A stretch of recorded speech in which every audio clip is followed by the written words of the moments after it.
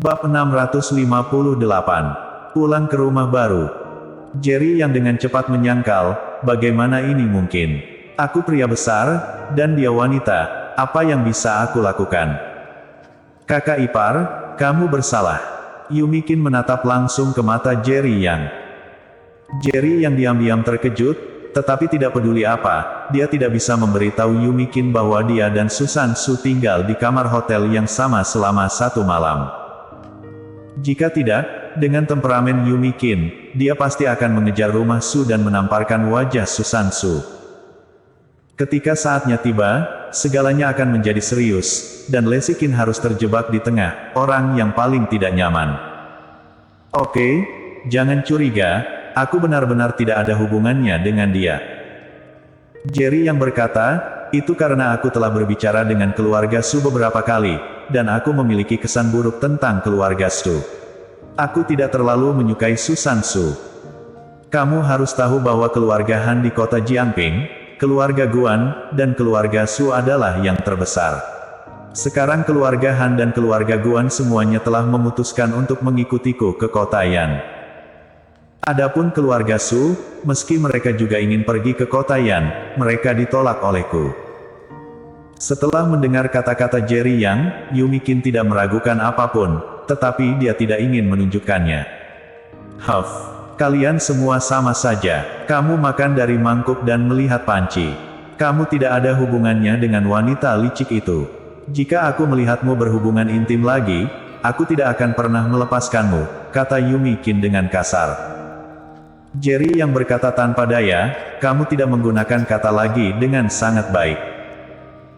Yumikin mencibir, jangan lupa, aku bertemu dengan wanita licik yang memegang lenganmu selama asosiasi bela diri Provinsi Nanyang dan Jiangping sebelumnya, dan kamu sangat penyayang saat itu. Jerry yang tiba-tiba ingin menamparkan dirinya sendiri, dan dengan cepat bangkit dan berkata, oke, aku tidak akan memberitahumu lagi, kakakmu memasakkan makanan untukmu, kamu harus pergi dan makan. Bagaimanapun, dia lari dari pintu. Setelah Jerry yang pergi, Yumikin tidak bisa menahan tawa. Setelah Jerry yang kembali ke kamar, Lesikin buru-buru bertanya, bagaimana kamu membujuk Yumi?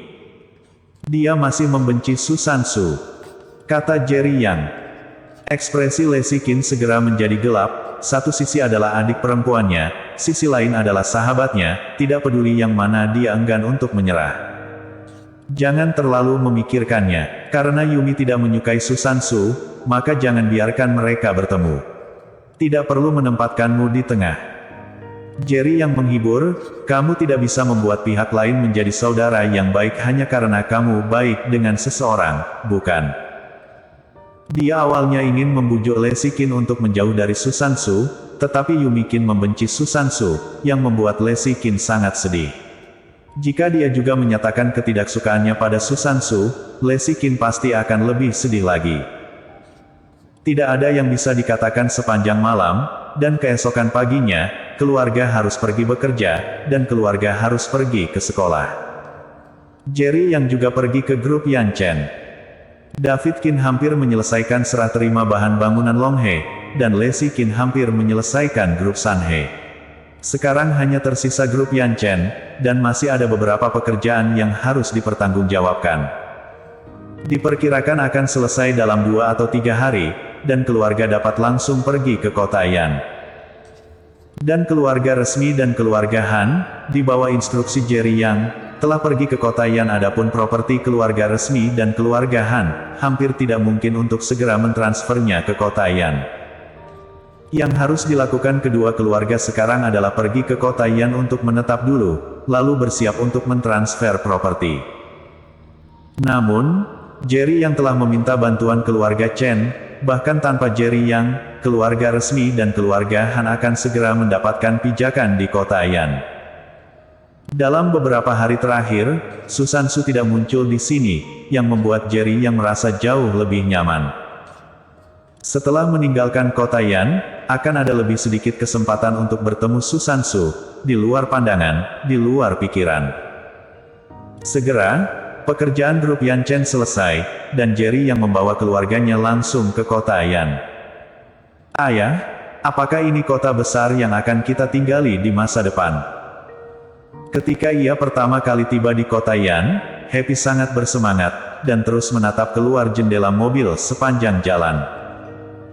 Dibandingkan dengan Jiangsu, ada banyak gedung tinggi di kota Yan, dan tanaman hijaunya juga sangat bagus, yang membuat Happy sangat menyukainya. Jerry yang berkata sambil tersenyum, ini kota Yan, kita akan tinggal di sini mulai sekarang. Happy, apakah kamu suka? Suka. Happy mengucapkannya dengan manis. David Kin juga sangat senang, setelah tinggal di Jiangsu sepanjang hidupnya, dia tidak menyangka akan tinggal di kota Yan saat dia sudah tua. Namun baginya, Jiangsu tidak memiliki banyak tempat yang layak untuk dirindukannya. Di keluarga Qin, dia hanyalah anak haram dan tidak disambut sama sekali. Bahkan istrinya sendiri pada akhirnya ingin membunuhnya, jika bukan karena Jerry Yang, dia mungkin sudah lama meninggal. Ubah ke kehidupan kota baru lagi, biarkan segala sesuatu di masa lalu pergi bersama angin. Setengah jam kemudian, mobil berhenti di pintu sebuah rumah pribadi. Puncak awan. David Kin terkejut saat melihat karakter besar tergantung di pintu mansion. Ayah, tempat ini adalah salinan lengkap dari puncak awan di Jiangsu, termasuk desain interior ruangan, sama. Di sini, sama seperti ketika kita berada di Jiangsu, kata Jerry yang sambil tersenyum. Ayah, bukankah ayah bilang kita akan pindah ke rumah baru? Kenapa masih rumah kita?